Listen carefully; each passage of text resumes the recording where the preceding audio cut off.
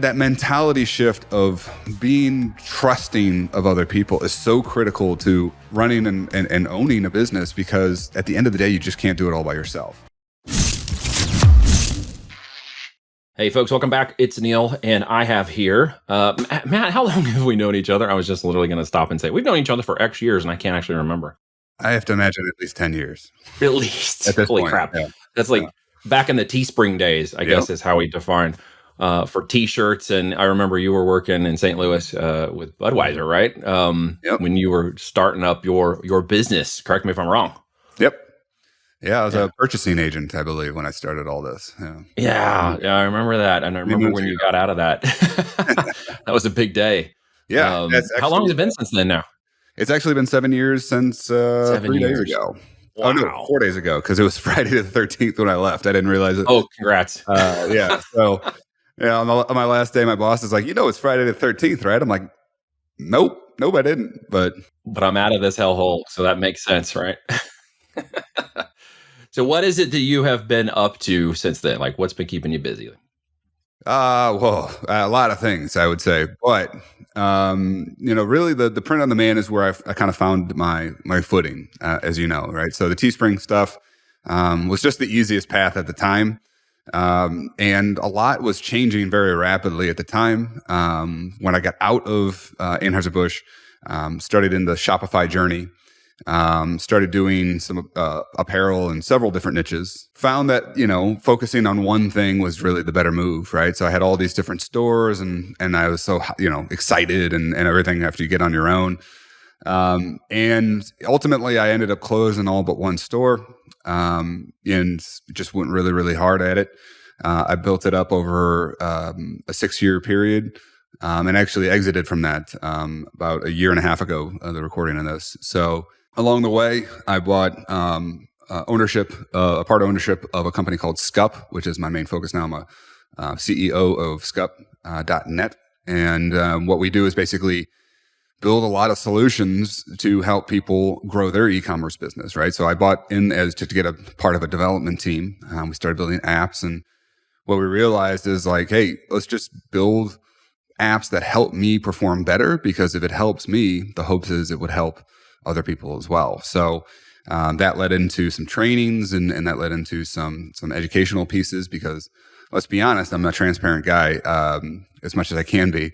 The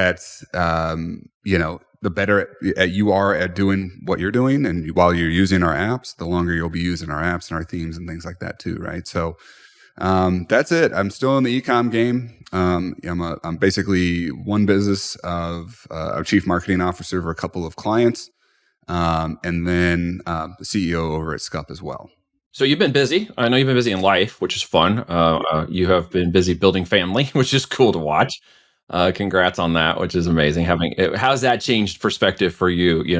Since you guys have started to have you're 2 children now. I don't want to mistakenly say this, right? Yeah. So 2 girls. So I'm a girl dad, which actually really girl dad. Yeah, girl dad. Which will really change your perspective on life, right? She thinks a lot differently.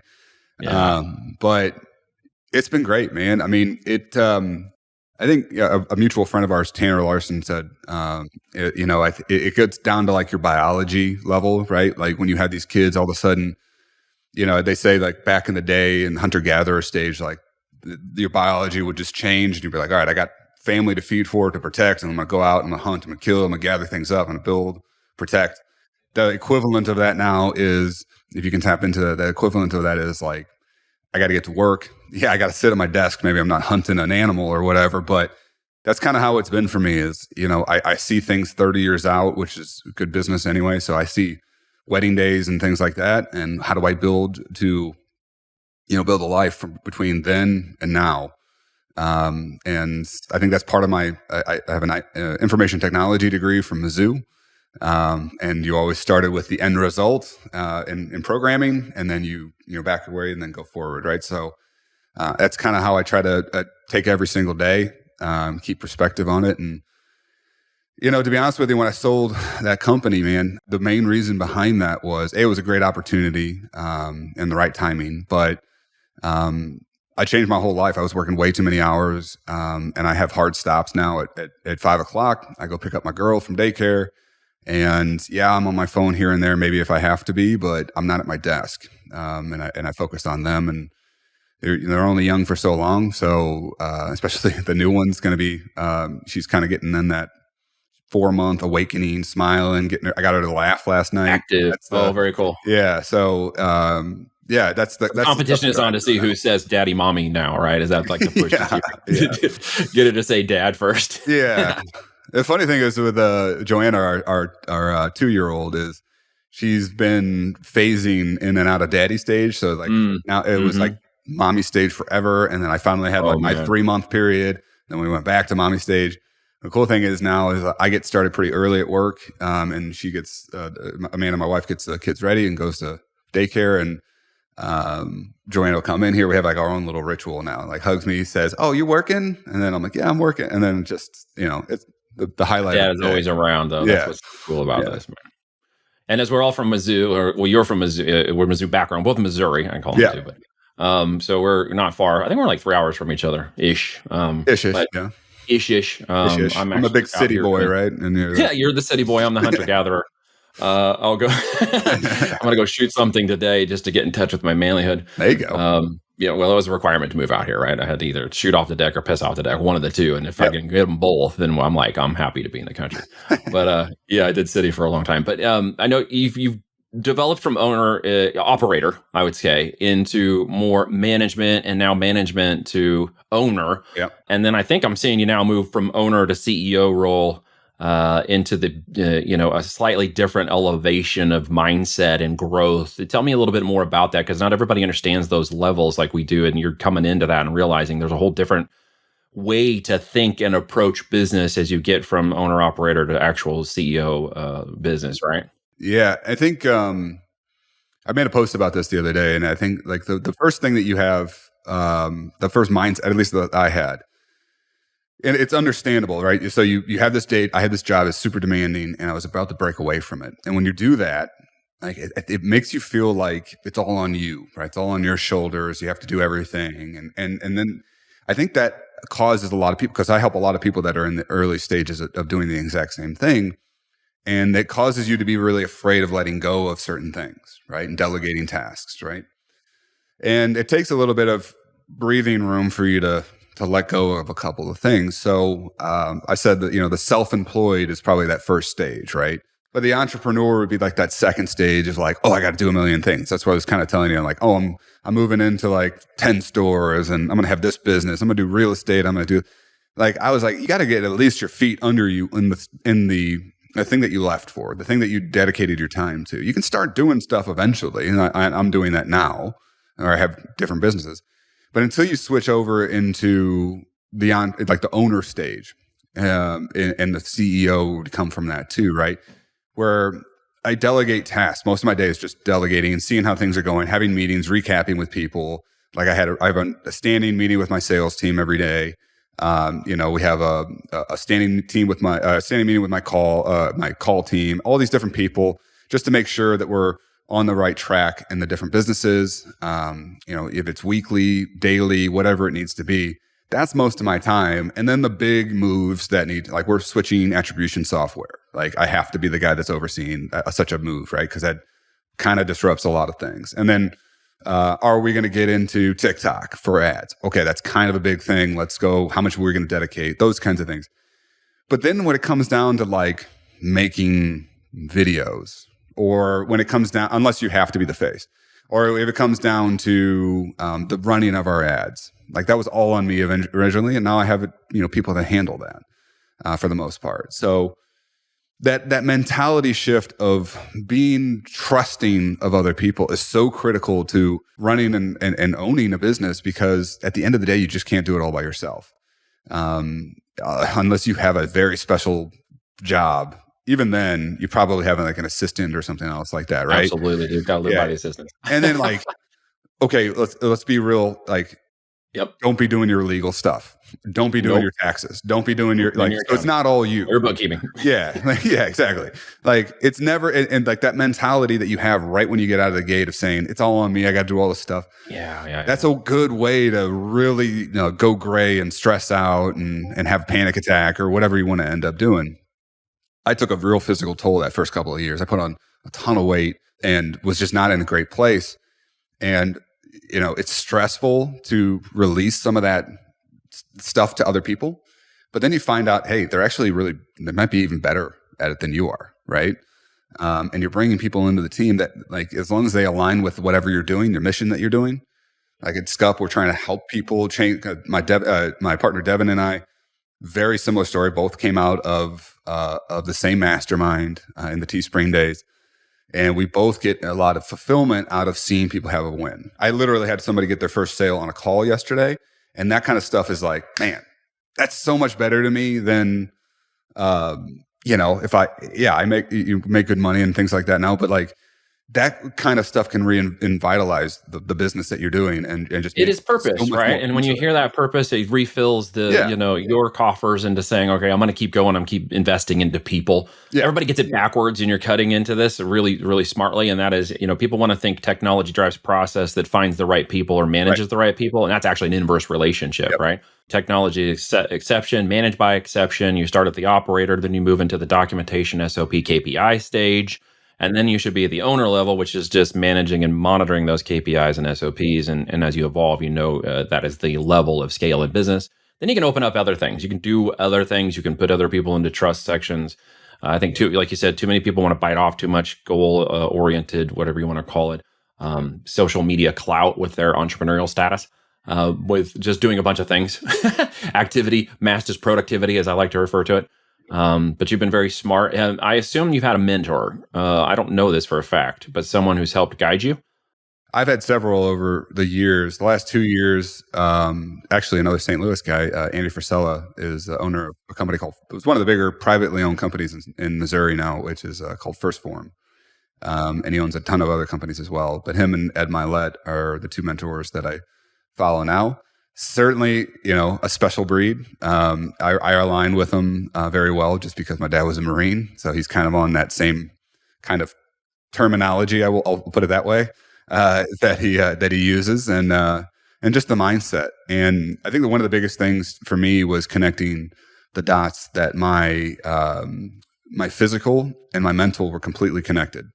And maybe it's not for everybody, but for me, I have to get a workout in the morning. I walk every day now because otherwise I'm right here and it's not as well lit as it is right now. So because I got this big lamp in front of me, but otherwise I'm kind of, you feel like this silo effect, right?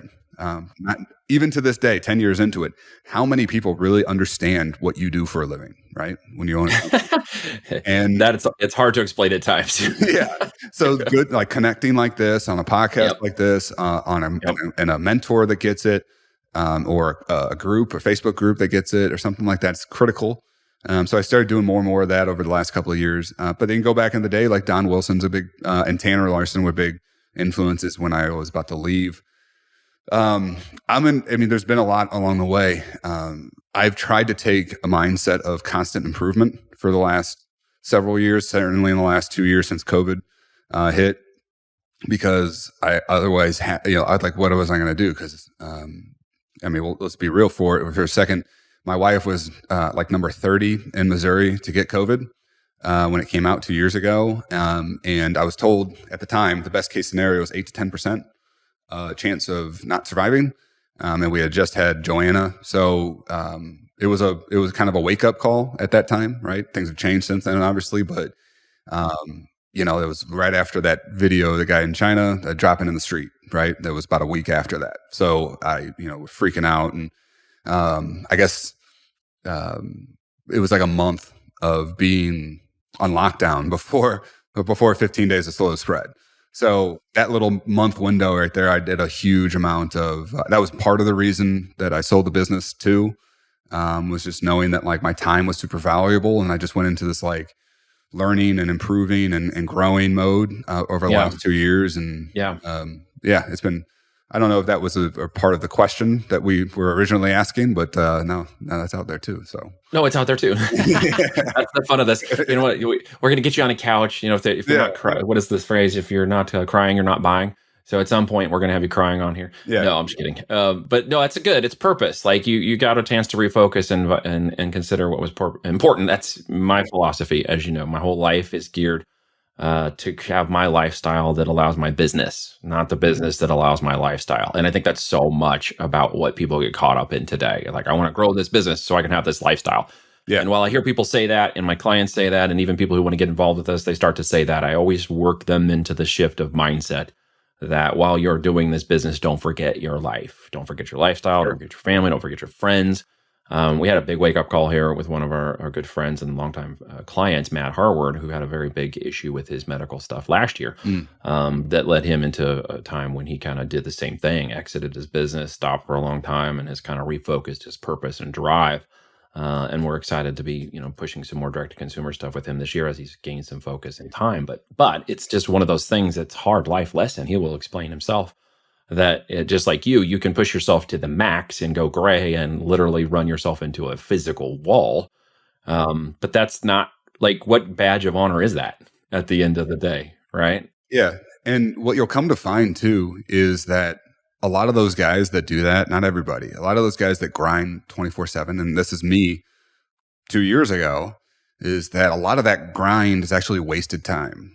I am far more efficient being able to sit down and even with 2 workouts a day, which is about 2 hours of my day, is working out. In that same work day, I'm more efficient in that 9 or about 7 to 5 o'clock. With 2 workouts, I'm more efficient in that time window than I ever was doing 7 to midnight or anything like that. Because you're not, screwing around on Facebook. I'm barely on there other than cut a joke with you or somebody else once in a while. Troll each other about pigeons in marketing. Yeah. It was an opportunity to bring up pigeons. It is an opportunity. Yes, pigeons in marketing. And horseback, by the way, that's coming back too. Yeah. So, I think that's one thing people have to understand too, is that, and especially when you're delegating tasks, that's what the big thing of shifting to an owner. And when you get to that CEO level, you can, delegate tasks, trust people, build that relationship with somebody that is going to handle, like I said, even maybe better than what you would do. That's super important to balance your life. I shouldn't say balance your life, because that means that we're the 50-50. That's one of the lessons from Andy that I love so much, is I'm not 50-50 on stuff. When I'm working, I'm 100% of my work. And when I'm with my family, I'm going to be 100% with my family. And so the balance thing is kind of this, that puts you into this, I'm kind of here, I'm kind of there. That's bullshit, right? You can go really hard within a small window and then go, have the fun stuff. Like I posted a picture online the other day, or yesterday, or was that today? But St. Patrick's Day, we took our lunch in the middle of the day for St. Patrick's Day, because today's St. Patrick's Day. We're not out hanging. My wife's at a parade, but yesterday I was able to have the time because I'm able to really go between, other stuff that we have going on and work. Right. But it's important to get that disconnect, man. It is. It's extremely important. And I fail at that sometimes. And it's difficult to balance it between. Yeah. Well, yeah, it's my faith redeems that. So I know that's how I deal with it. Other people may do it in different ways through workouts, yogas, and et cetera. My life is a workout where we live because I feel like I'm in a 24/7 CrossFit out here. But it's different to address whatever lane you're in and whatever means and mechanism you use. And as you've explained yours, there's differences for each person on how to kind of refocus and get that time out. My wife has called me to task a number of times on remembering that, hey, I do put things away at the end of the day, but that darn phone seems to pop up every once in a while. And it's like, you hear that ding and you're like, it's like, shut that freaking thing off. Like, it can wait for the next 3-4 hours or more and just stay focused on family activities. And that's the thing I've got to stay more on. And it's difficult. You got 4 kids and you're trying to balance time between them and time between your wife. And my parents are on the hill, and you got parents that are around and things that are always taking or trying to take, not maliciously, it's just taking time, or things that we want to put time towards, which is tough too, right? Because we don't always want to be the bad son, the bad dad, the bad husband, whatever, or have any presentation that looks like that. So we got to balance it out. And it's a big point. And I think this is what's fun about these conversations is, like, you and I haven't even really touched on e-commerce yet. Like, we touched around it. Right. But I think it's important for people because so much, I think, around e-com in the minds of some who might be listening to this, or maybe a lot in my experience, are all focused on the mechanics. Right. Like pushing buttons and product is how I make money in e-com. And it always fascinates me when people finally catch on to the realization that that is not actually how you make money Right. in e-commerce. Yeah. Yeah. How do you actually make money in e-commerce, Matt? So the best way to do it is to focus on, and this is this is the funny thing. I say this stuff and they're like, duh, but like people really just kind of, it's like one of those simple concepts that's completely overlooked. And because it's simple, they don't think it's powerful, right? As you focus on your customer, right? And at Skup, what we did was say, and this has changed our business completely, is we said, we're going to focus on our customer's customer, right? Because we're teaching e-commerce store owners who have customers. So if I can teach you how to best treat your customer, then ultimately everybody wins all the way through, right? So that led us to, you're in a different area of things than me. But drop shipping was super big for a lot of people in my position a couple of years ago. A couple of years ago, we said we're not going to do that anymore, right? We're going to point you to, unless you're going to pull in some inventory, do quality checks, do all this kind of stuff, we're not going to do that anymore, right? What we're going to tell you to do is get something that you know, right? With somebody here in the United States that you can ship fast, you can do all this stuff, you can do a quality check, you can even I'll do it for you, right? We partnered with Shine On in this instance. I went down to the factory. I went and saw all their stuff, saw their production, put a video into our group and said, look, this is our stamp of approval. By the way, it ships out in a couple of days and everybody loves it. And the quality is superb, right? So that was our big shift because we were trying to, our goal is to get people off the ground as easy as possible with a no inventory model, right? An on-demand model, which is my bread and butter, teaching what I actually have been doing for 10 years. And so that was what worked for us. In my own stores, we started doing that same thing. We improved the quality of our products, overstaffed basically our customer service, and branded everything out the door. And I started taking $1 million months to $2 million months, right? Because we were doing the right things that, have a little bit of lag time. I'll give you that, right? They do. Have a little bit of lag time. But once that snowball is pushed down that hill and you keep at it, boy, does it get big. Because it really does. Yeah. I mean, that's what we understand because the difference in lanes here is obviously FBA inventory first. That's always been what we've done, which is different than the drop shipping and coordinated model. Right. But that means you got to put that extra time up front, right. So that snowball comes, and when it comes, you can manage and handle it, especially at the physical component and logistics and private label management of the stuff in our lane that requires people to really put some infrastructure in place. And with Amazon, we still have the ability to manage that customer. You battle it just a little bit against the Amazon side and perception of a 2-day delivery and a return rate that brings that whole Amazon thing into focus. You got to compete with them in the expectations of that customer, or they'll just go to Amazon and get it on their 2-day shipping, right? So you have to level, and you know that, and you're doing it, which is amazing. But not a lot of people who are maybe listening to this are. So you got to put effort and time, like Matt's saying, into building that brand, because the point I was making is the one you've got, and that is the customer matters. Double the understanding of your customer and you will double your revenues. If your products are profitable, profit will come along first. So we sell to the customer and then we sell products.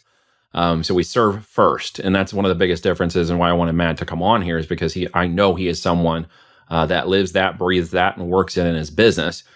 This is why he wouldn't be interviewing anybody who's going to do drop shipping because that isn't going to work. Yeah. And retail, wholesale, online arbitrage, even wholesale FBA and these kinds of models, whether it's direct to consumer or Amazon or stuff, you're just working another job. And that's one of the things I hope you get out of this conversation, guys, is you've got to build into the systems and the processes and the people and the technology of that model because it will scale and reward you. Yep. I know your additional money is coming from the second, third, fourth, and 10th product that you're selling those people who appreciated your brand, your customer experience, and they've come back. And you're right, that does take some time. That does take 2-3 months at times or more for that customer return and to buy another product. But it's very important to manage your customer lifetime value. Oh, 100%. People think you can't do that on Amazon FBA. And I'm here to tell you, you absolutely can. I had a long conversation with people in our higher level group last night about, it was a really good example. I'm not going to name any names in case she somehow, finds this, but she had been killing a lot of ads, Facebook ads, because they weren't giving her much better than a slight profit. Right. And I was saying, I'm like, we teach how to like measure your true numbers and factor in some overhead costs and things like that. So it's like you're basically making free leads here, right? And if you can do this and you run at this level, you're going to get because I already know you followed our process and got a quality product. So you're delivering quality product. You're adding things logically like we teach, right? And so they're going to come back, they're going to find other stuff, and they're going to be blown away when they get that product. And we even teach them how to, like, and I'm sure you do, like, follow up with them, right? A little note's going to come with every single one of those products and say, hey, come back for your next occasion or whatever it is and get 20% off. So that brand is being built. And the big thing for her was getting out of the mindset that it's just like this cash flow business, right? It has to be this cash flow business off the start, right? And I was like trying to tell them, like, there's some businesses that run at a big loss in the front because they can track all the way through and see, okay, but they're going to buy this $180 thing or this whatever it is down the road, and it's going to bring us into profit. So at the end of the day, as long as you are, like you said, taking care of your customer and serving them, you know what they want, you know what they need in that scenario, you know who the buyer is versus the end user of it, you can speak to that, and then you can really deliver on something that makes an impact, right? And then it's going to take care of itself. Like our organic search is a big part of our sales every single day. Like organic search is simply people having our brand in their name or in their mind, and then going and following our name on Google or something like that, and finding us and then pulling us up and buying from us. Yeah. Like that doesn't come off the from rainbows and sunshine, right? That it has to have work that comes into total randomness. Yeah. It's not like people like, oh, this. I'm just going to pull that out of thin air. Like you have to put in the work in order to get that stuff. And then if Facebook does suddenly, don't, Mark, if you're listening, please don't ban me for some reason. Just like, I looked at it wrong or something like that, and it banned me. It doesn't kill my business because I already have this organic brand search that's in play. And then once I figure all that out, ads back up, but I still profited that entire time. It didn't just crush my business. Absolutely, so man. Those things are earned, though. They're not just given to you. Like you have to. Well, in the competition, you got to take that ground back, right? People don't understand that. You got to take that ground. On our end, it's inside Amazon, right? Which is what I love about the organic component. While we can take PPC ads and off Amazon traffic, even if those things failed, we have the organic traffic within Amazon to back it up. So that's another thing. Don't make yourself traffic independent. Or specific, make yourself traffic independent is what I'm trying to say, of different, mechanisms once your brand rolls up, right? And today is such a different day than it was 10 years ago. There's so much more. Oh, heck yeah, dude. We didn't have the same kind of mechanisms available. Yeah, not by any measure. It was a different shooting fish in the barrel. There are still huge opportunities. Talk about one thing I know that's going to be a con for a lot of people in the e-com. I deal with it a lot, and I'm sure you do too. Product, supply chain, logistics, getting physical inventory. I know you partnered with Shine On. I'm going to assume that is one way you've helped overcome that is using their logistics and facility and buying power to sort of keep yourself. Tell me what else you guys are doing and what you're dealing with. Well, I work very close with a supplier as well for my apparel side of things. So the jewelry is one aspect of it, and that was mostly a quality check to make sure that the thousands of people that I pushed to them were taken care of. But I mostly sell apparel. And being basically of my stores, I think I'm like 3 out of the top 5 of their stores, right? I'm like, we have to make sure, because there's a lot going on, right? So we did some forecasting. Thank you, Anheuser-Busch, with purchasing experience. I can still forecast with the best of them. So we did some estimation.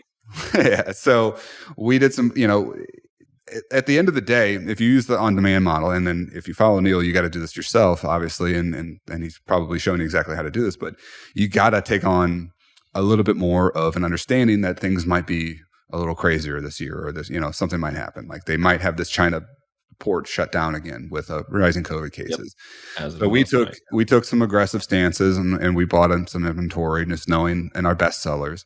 One of the things in the apparel industry, if anybody's watching this, at the end of the day, your apparel probably comes out to about like 2 or 3 colors that really make up 80-90% of your sales, right? So black and white for us are just how it goes, right?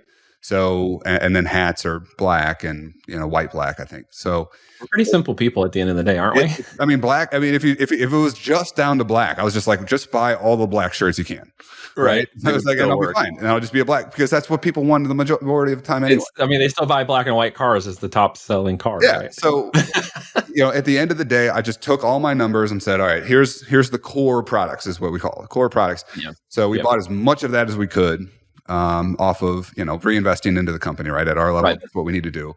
But that's the basis of it. You have to kind of, take a protective stance, take an aggressive stance that, ensures the success of your business. And then on the flip side of that, man, is, inflation's a thing, right? So, you can kind of protect yourself a little bit by being that aggressive right now if you have the capital to do it and the war chest to do it.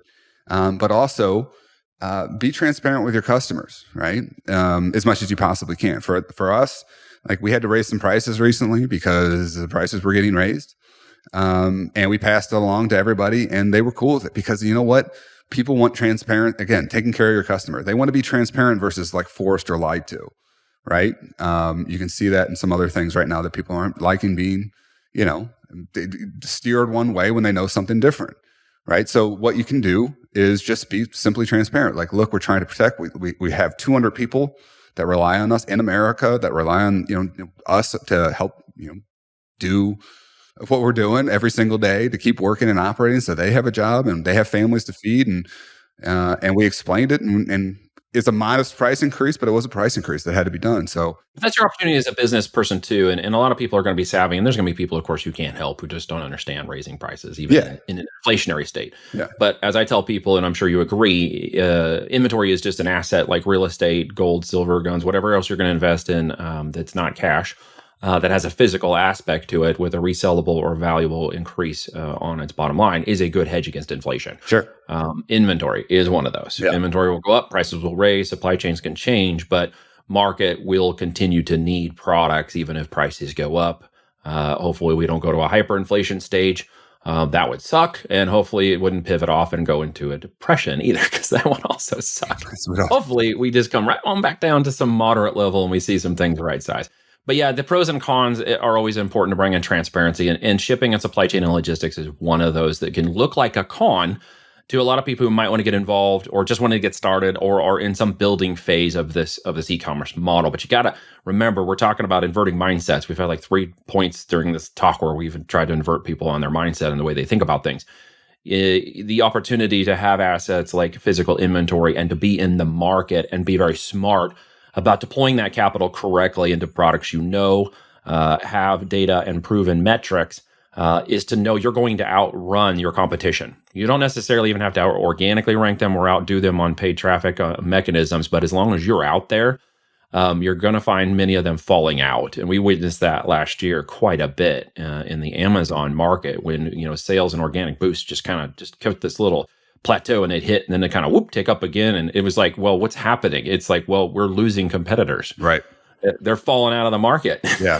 The people didn't stop buying the products. I have the products that were in the market disappeared. Yeah. I have a theory that I like one of my current big store right now is having a very good March. And I couldn't really understand with things going on. I'm like, why is this so good? And then I'm looking at Facebook ads costs now versus then. And even with, we have the attribution, I already mentioned that the attribution to help us track even with the iOS stuff. For those of you familiar with it, I would suggest if you're spending any kind of money to get into one of the attribution softwares to help you. But I was like, why is this so good? Everything going on. I'm like, why is this so good?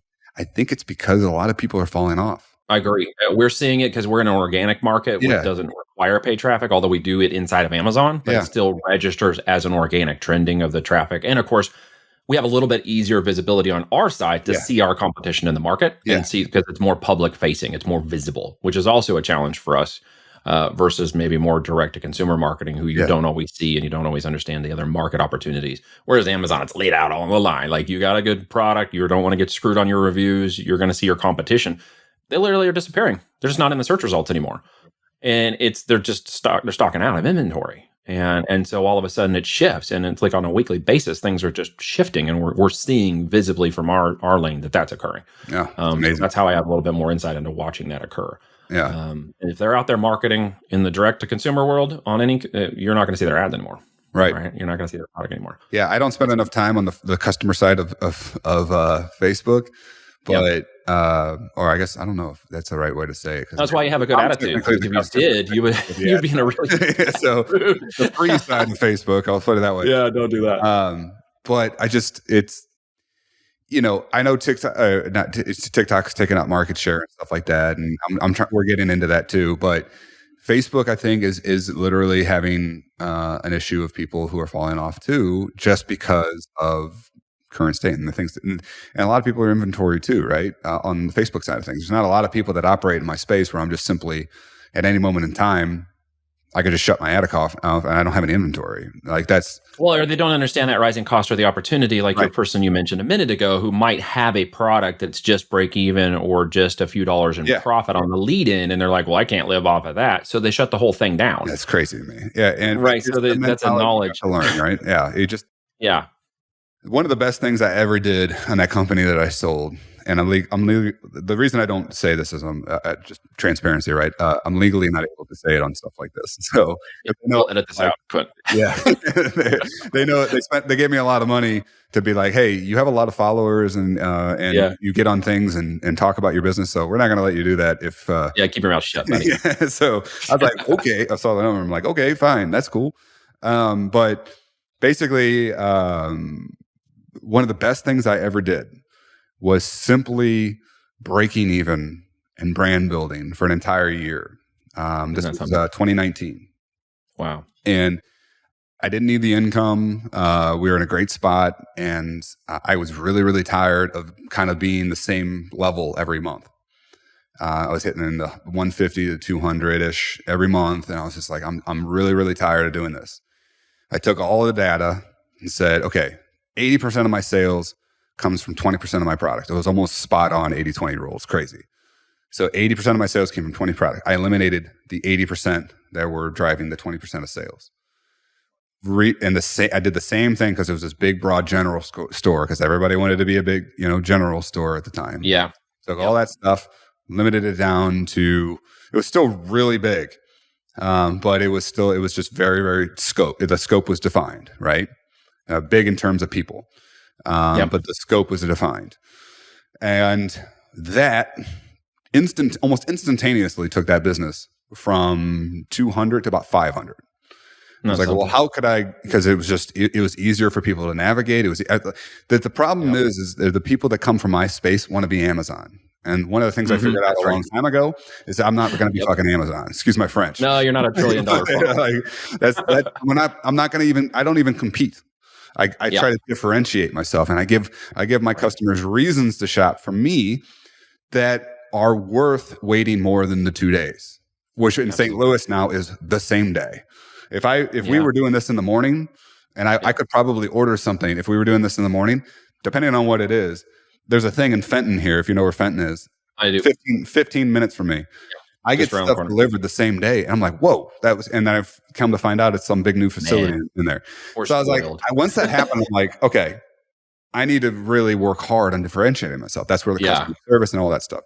But one thing that I did, the best move I ever did, was simply take that business and just take everything that I was making profit-wise and put it right back into the company. Yeah, what actually happened there, right? Like, to perceive that for anybody listening, I'm going to steal your glory for just a second. It was the branding perception that changed.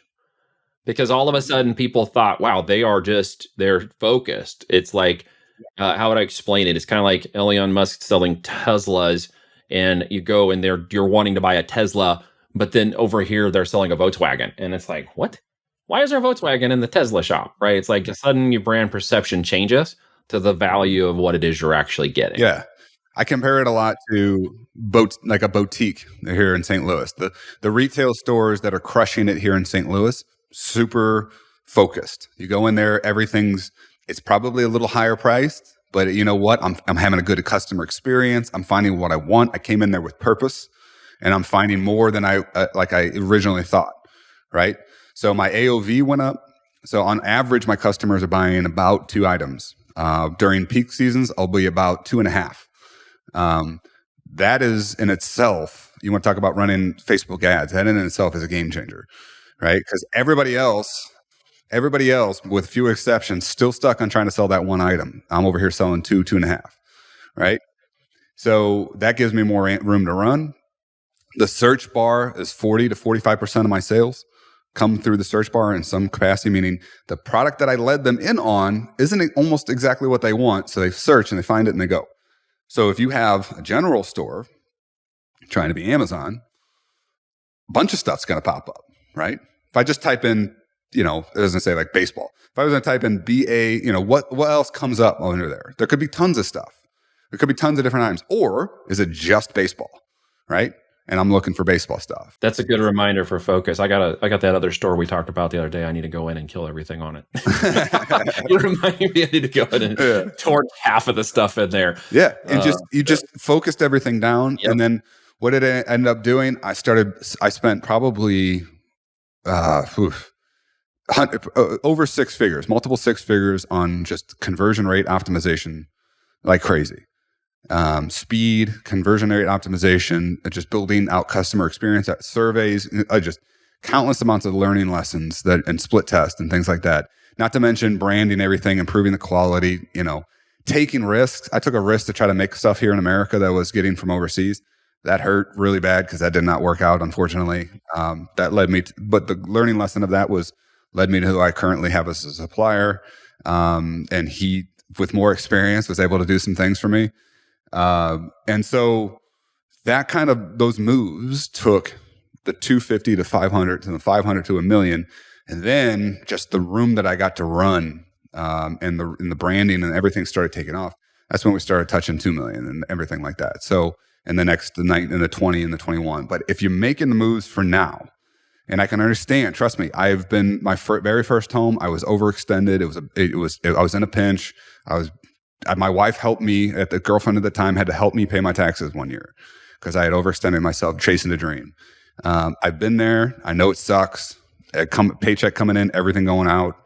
But if I'm focused only on today, I will lose because the businesses don't operate in today. Little hobbies, little cash flow, maybe pulling a lever on a gambling machine.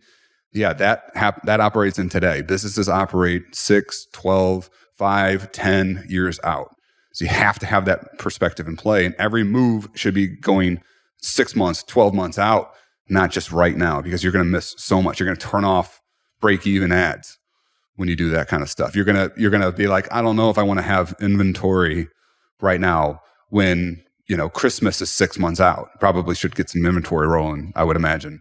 I'm moving 5 units a day only. Now I'm failure. Like, it's just these perception things are not aligned correctly. And I appreciate you saying that, right? It's actually to look at it in more of a structured format, right? And then kind of think again through the 3, 6, 9, and 12 months aspect 100%. And then I leave it alone.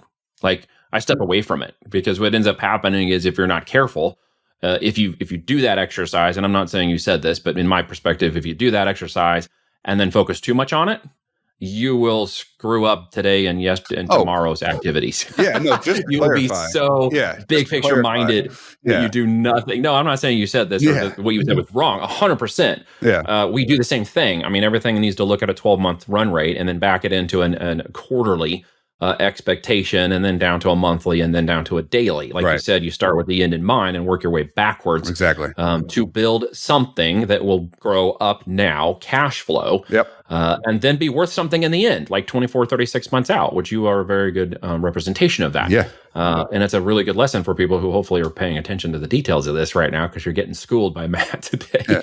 I mean, everything that you do, just to clarify that, everything that you do today should be part of that plan, but that today is just as critical as the 3, 6, like we were talking about. But when I'm talking about doing that, you can't just only focus on today. If your move is just for today, you're going to be screwed. I have a list. This is from my mentor. It's called the power list. It's 5 things that I need to do today, and I have to get done today. I do this every single day. It's worked wonders for me. Like, what do I need to take care of today? I have analytics software. The analytics software does not give me a lot of rewards today, right? But I have to do it now. Why? Because In a month and a half is Mother's Day. And a little month after that, Father's Day. Summer rush. Then I'm already thinking about Black Friday because, of course, I'm thinking about Black Friday. I need this attribution software done now because I need full operational speed going into that couple of months up to Black Friday, right? Also, right, like, let's be honest, Facebook, I don't know if they're going to continue to decline in market share. So I have to get this software in here so I can see TikTok on a more transparent basis, right? So, reading the tea leaves kind of thing, right? So, yeah, and that's part of just staying. It's part of staying at the head of the ship, right? You got to watch for the icebergs. CEO job, right? Yeah, it is more CEO visionary. Yep, staying ahead so that everybody does their daily, weekly, monthly tasks, and things continue to march forward. The sooner you can get your business into that, as Matt has done, the less stress actually you will feel. Yeah, it actually gets less stressful. I know people don't think that, but it does over time. So Matt, dude, you've shared some amazing things. I don't think you realize we've been on for 45 already jamming on this, which is fun once we get going on these topics, how fast this can go. But any final words of wisdom that we can wrap up? I mean, the 5 points is darn good, and we maybe just want to end on that. But is there any word, maybe some fatherly advice to any other dads with girls? I mean, I think what I want to do is just say, we have two completely different models here, but at the end of the day, the mechanics are exactly the same. If you got that anything from the call, the most important thing that anybody can do, that I try to do, is focus as much as I can. Granted, I have two businesses, right? But again, most of it's the same exact job that I just shifted myself into this CEO level where I'm just kind of delegating tasks off, right? So and by the way, it took a while for me to get there. I kid them, it's been doing it for 10 years, but I kid it's been like 400 years. 10 years to an overnight success. 10 years, but in our space, it's 400 years. So yeah. Just remember when the tie is working really well. Just remember when we started, there was no Facebook mobile app. Dude, I remember. I remember when I started, there was no Facebook anything, and we were uploading stuff in spreadsheets. Like, here's your spreadsheet, and Hail Mary, and let's see what happens. Yeah. I remember. But I guess the fatherly advice would be is focus as much as you possibly can on one thing, get it off the ground. More than likely, whatever it is can be 6 figures, 7 figures for you if you give it the focus. If you try to deter into other things and be the specialist on everything, you're going to be the skin deep on pretty much everything. So focusing in will make your job, job, a little easier, and give you time to focus on what really matters. And more than likely, pressing buttons is not what really matters. Nobody's going to be on their deathbed saying, man, I wish I would have pressed more buttons. It's like, God, I wish I would have brought somebody in that could have helped me do that thing and scale up that business so I could have afforded to take my family to a beach is what I'm dying with a Honda in the driveway. Hey, do what you want with cars, man. I got my toy car. I'm my favorite car. Otherwise, I don't give a shit. Dude, I won't buy new or we are because I can't get up and down my driveway anyway. So I love my Silverado, and that's. I took I had this update a tech update that I had to do in this car that I bought, and I took it up to the dealership. And from when I bought it to when I took it up there, he's like, "You only put 400 miles on this car?" And I'm like, "Yeah." It was like an 8-month period. I'm like, "Yeah," and he's like, just don't see that very often. I'm like, oh, well, I just go to daycare and back, and that's pretty much it. Yeah. And then if I go out with the buddies, I'm Ubering, and so it's like I don't, Yeah. What's funny about what you just said is I thought of this earlier and I triggered it, and I'll leave it here. But you and I, most people don't recognize, are actually kind of introverted. Like we get and do these things, but for the most part, like it's part of what we do, and it's part of what we play as a role in the business. But when the lights go off and things are done, I'm happy to be more introverted and not drive and like recognize that I don't put that many miles on any of my cars because we don't leave a lot. Right. If we want to go anywhere, we got 40 acres to go play on. That's cool. You don't drive a car there per se. Well, you might drive a UTV or an ATV. Yeah. But you don't drive a car. So it's just, it's a different perception of what you can do. Social media clout and likes don't equal money. Right. In this business, it actually is getting down and doing some work. And Matt, you're a good example of that. And I'm very honored. And I appreciate you coming on today, my friend, and sharing some words of wisdom with us. Thank you for having me. Hopefully, I spit out something that was valuable out of that rambling. And then I hope to do this again sometime, and then maybe come down and ride some ATVs. That sounds like a lot of fun. Yeah, dude, there's a lot of trails out here and a Yeah. lot of fun. And I owe you some beef updates here soon. Oh, yeah. Beef. I got a beef with He's you. my cow dealer. If you didn't, The guys cow didn't know. Dude, don't out my business model, man. I don't want everybody to know I deal in cow. All right, dude. Appreciate you. I'm actually running out, so I bought a whole bunch of meat, and I'm running out. So timely would be good. So, well, I am from the Ozarks. Although I haven't watched the show, I understand that there's some component of that Ozark show that might have to do with me dealing in beef. I haven't actually watched it, so I don't know. I don't know if that's true or not. But everybody now knows where the Ozarks are. I think it was what was growing on the pasture with the cows. I think it was. Oh yeah, we call that ditchweed out here. I think is what it's called, right? Yeah. All right, brother. Chat you later. See you, bud. Thanks.